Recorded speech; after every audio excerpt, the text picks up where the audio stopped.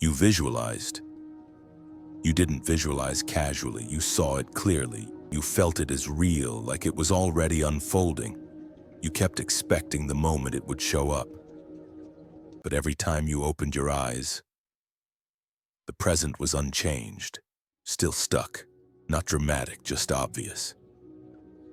You didn't visualize casually. You didn't treat it like a wish. You saw it clearly, not in fragments, not vaguely. You could see where you were going, what life would look like, how it would feel once things finally lined up.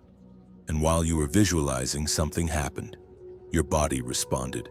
There was a subtle sense of arrival, a soft, "This is real," not excitement, certainty, like it wasn't fantasy, like it was already on its way.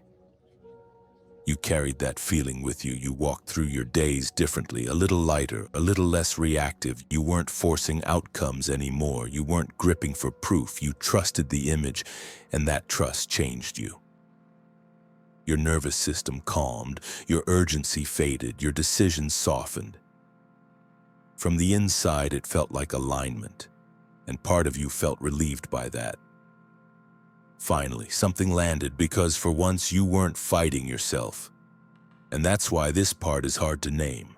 Because when you came back to the present, when you opened your eyes and looked around, nothing had actually moved. Not dramatically, not subtly. The same environment, the same circumstances, the same timeline stretching forward without response. And you didn't panic. That's the strange part. You didn't spiral. You didn't collapse into doubt. You just noticed. You kept expecting the moment it would show up. Not anxiously, not desperately, just a quiet checking. Is this it? Is this where it turns? But each time the present stayed the same. And hearing that name brings relief. Glad you said it. I didn't want to. Because admitting it feels like betrayal. If you say nothing changed, it feels like you're saying the visualization failed. And that isn't true. Something did change. You're not the same person you were before. Your internal state shifted. Your emotional tone softened. Your relationship to the future became gentler. That matters. But it didn't translate into movement. And somewhere beneath the calm, a question formed that you avoided touching. If seeing it so clearly didn't move life, what actually does? You notice the doubt, but you don't feed it. You don't want to fall back into force. You don't want to start grasping again. So you stay neutral. You keep visualizing lightly, you keep trusting quietly, but time keeps moving. Days pass without urgency. Weeks blur together. Then months, not loudly, not dramatically. Just enough for you to realize you've been waiting without deciding. You notice dates pass. Moments you thought would feel different by now. Birthdays, seasons, conversations that repeat instead of evolve. You don't feel regret.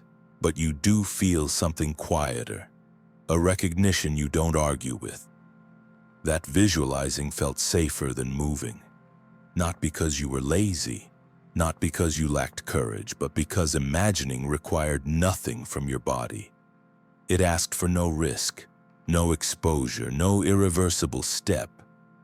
Visualization gave you forward feeling without forward consequence, and your system liked that. The future felt safe to imagine. The present felt safe to stay. So the visualization didn't fail. It succeeded at exactly what your nervous system needed at the time. But now you can feel it sealing.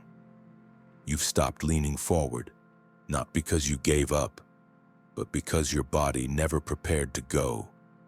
The image stayed vivid, but it never demanded movement. And slowly the visualization starts to float, not as hope, as distance. It becomes somewhere you visit instead of somewhere you're moving toward. You watch other people shift chapters, change pace, make moves. You're not jealous, just aware. Aware that you can see the future without your body believing it's time. And that's when the difference becomes undeniable. Visualization made the future familiar. It didn't make leaving the present feel safe. Your nervous system accepted the image. It didn't receive permission to move. So, calm arrived. But momentum didn't. And this is where people usually turn the mind back on. They refine the image, add detail, try to feel it harder. They wonder if they didn't visualize long enough, clearly enough, intensely enough. But that's not actually what's happening in you. What's happening is quieter. Your body is showing you a boundary, not of belief, of safety. Imagining happens while staying where you are. Movement asks the body to risk change. And risk is stored in sensation, not pictures. So now you're in between. You're not resisting the future, but you're not stepping toward it either. Action feels neutral, not blocked, not inspired, just absent. You're no longer fighting reality, but reality isn't responding. It's like standing at the edge of a doorway with no urgency to cross, not frozen, just waiting. Time keeps passing. Seasons change. Opportunities come and go. Still no alarm, just a quiet sense of incompletion. You didn't fail. You also didn't finish the process. You reached the edge of what vision alone can do. Visualization softened the inner landscape.